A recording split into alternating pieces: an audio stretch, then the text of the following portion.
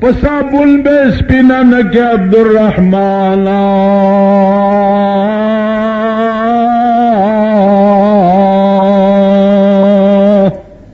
پسابل بے سپینا نکی عبدالرحمن آشڑائی چی دوڑائی اصل تور دے.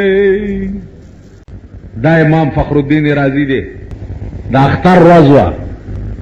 اختر خلق راله چې حضرت بادشاہ عیدگاہ تلاړو د مانځه ټیم دی دا ورته زنظم ولی نظم زه دې قوم لاړو مونږ ور کوم نه وی بادشاہ تلې دی وی د بادشاہ پلار چې تلې نظم زمونږ په دې صوبه سرحد کې یا په لاهور کې یا کراچۍ کې چې په کوم اورس سرکاري اعلان د اختر نه شوه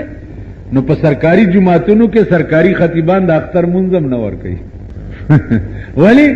گورنر صاحب وزیر اعلی صاحب اب منزل راځي نو اعلی بزم مخ کی مونږ ورکوم دا تاسو ملک دی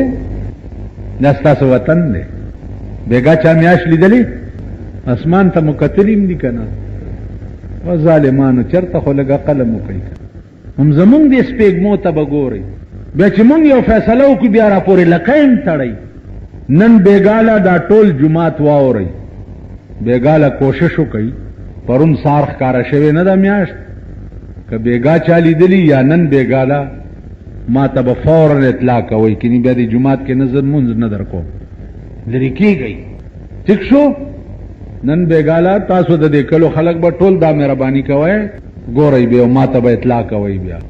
امام فخر الدین رازی رحمت الله علیه وی زه مونځ نه ورکوم ولی وی زه به اله د اختر مونځ کولو ته زما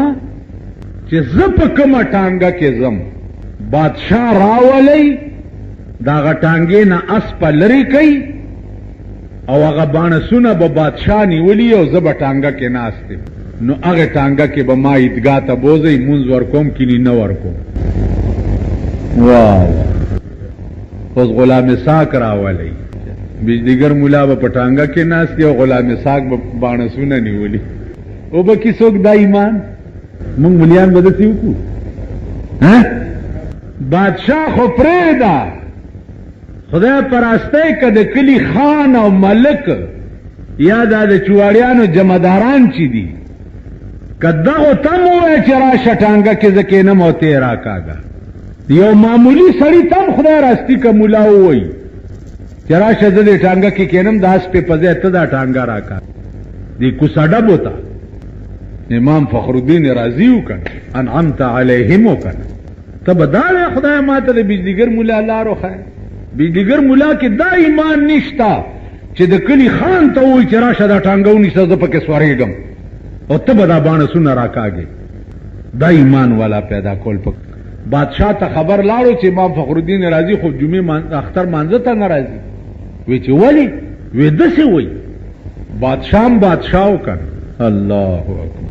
هغه الحمدلله د دین لوی ورځ به بل چرته چې د دین یو لوی مفسر او لوی امام به پټانګه کې ناشتي او زبا غټانګه راکاګم کوم ورځ می چې د خدای نه غوښته نن خدای راک بادشاہ وکړ په یو منډه راغی ټانګه راوستا اس پته لری کړو امام فخر الدین رازی پکې کېنولو او باندې دونی و عیدګاه ته بوتلو منځ د اختر ورکړو واپس راغی په سباله بادشاہ ور پس راغی جمعات ته چې حضرت بیگا تا کوم حکم کړي واغه ما ومنلو ټانګه ما راخکا خو دې کې د راز څو ورازا دلا سېونیو یو جمعات ته ورغی چې ګوري کواړه دي کزاړه دي سپاره په لاس کې بل جمعات ته ورغو بل جمعات ته ورغو بل جمعات چې ګوري جمعاتونه ډک دي سپینګیروم سپاره په لاس کې نیولې امام فخر الدین رازی ته تاسو کو چې دا چل څه دی جمعاتونو کې خو چا سپاره نه ویلې ویل چې مونږ ته د دین قدر پته نه و چې دین دومره لوی شی دی چې د دین عالم په ټانګه کې ناشتي او بادشاہ ټانګه راکاږي نو دا دین مونږ هم زده کوو چې سبا زمونږ هم داسې قدر پیدا شي امام فخر الدین رازی ورته وی چې بادشاہ ما ستا بې عزتي غرض نه وه الناس علی دین ملوکهم چې بادشاہان دیندار شي اټومیټیکلی قوم چې دی هغه ټول دیندار شي. نن ستا پاکستان تھرو آؤٹ پاکستان بے دینه ولې دی؟ ځکه چې حکمرانان په ټول بے دینه راځي. پرون ما ته یو خط د انټر کانټیننټل هوټل راغلی دی، یو خط.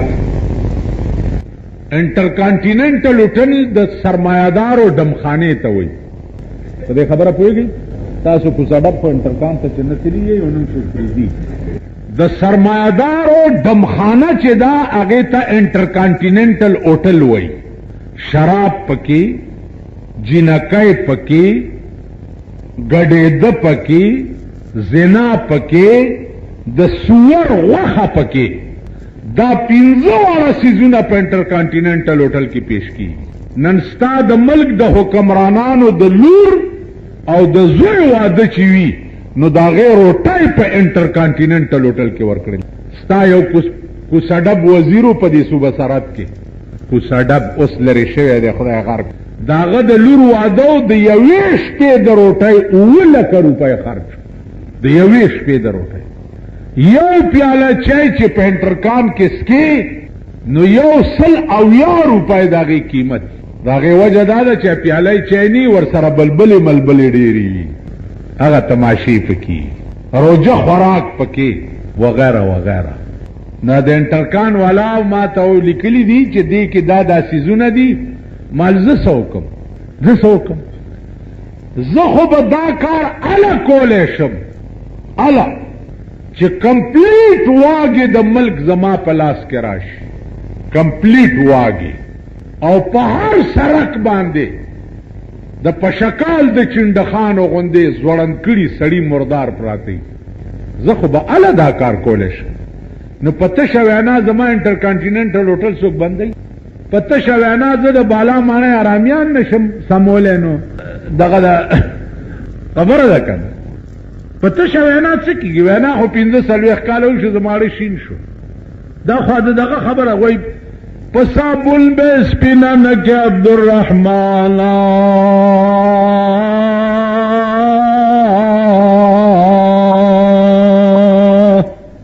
په صابون